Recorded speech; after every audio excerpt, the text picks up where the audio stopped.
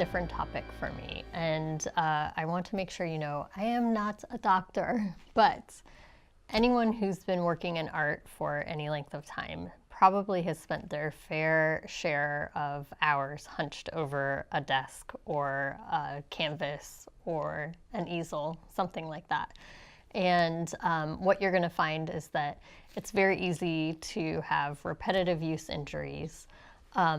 I unfortunately have a history of back pain. When I was 17, a senior in high school, I was in a pretty bad car accident and had a whiplash injury. So the next year, after sort of healing from that injury, I moved away and went to art school and was laboring over my artwork for many hours every day. And then by my sophomore year of college, I was a ceramics major.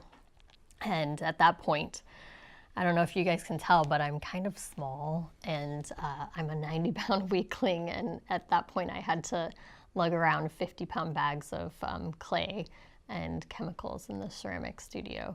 So I didn't realize that the pain that I was having was causing me long-term damage. And I learned a lot of inappropriate coping skills like hunching over and using muscles that I shouldn't be using to compensate for the muscles that I wasn't using properly. So over the years, that's caused me a lot of pain. And finally, in my mid-30s, I decided to do something about it. And I've spent a lot of years mastering some different techniques that have really helped me so that I can keep working in the studio, because some of the issues that I was having they basically were going to prevent me from continuing to draw, and this is how I make my livelihood. So I want to show you a couple of different books that I've used over the last few years that have made a big difference for me. Again, it's not a substitute for medical advice, so you would want to consult your doctor if you're actually having other problems.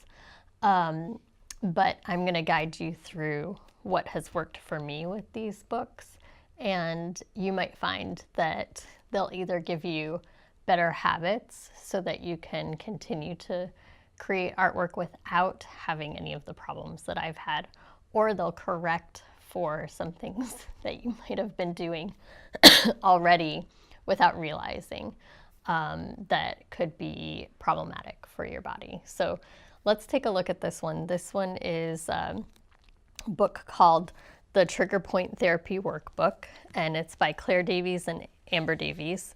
And this one was referred to me by a massage therapist.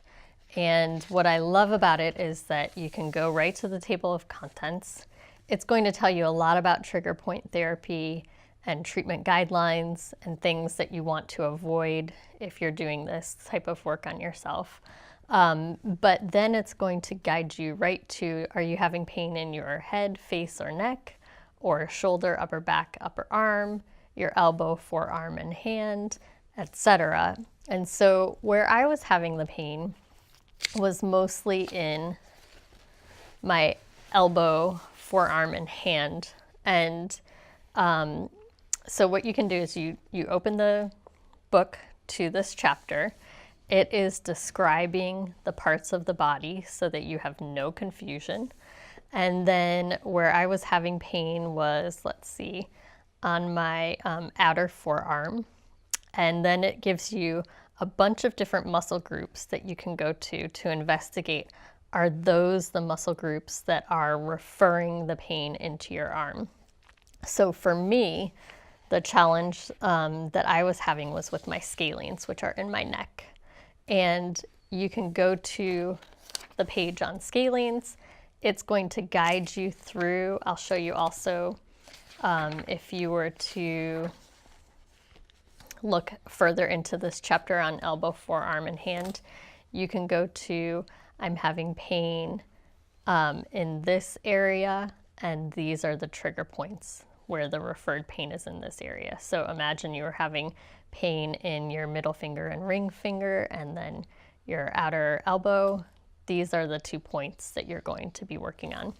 And the really cool thing about this book is that after a long day in the studio with my students, I can come home, and if I'm having a little bit of an ache or a pain, I can figure out where it is in my body and press on some of these trigger points myself, so I don't have to worry about having a massage scheduled or a therapy appointment or anything like that in order to take care of just the little daily tweaks that go on when you're hunched over a drawing board all the time.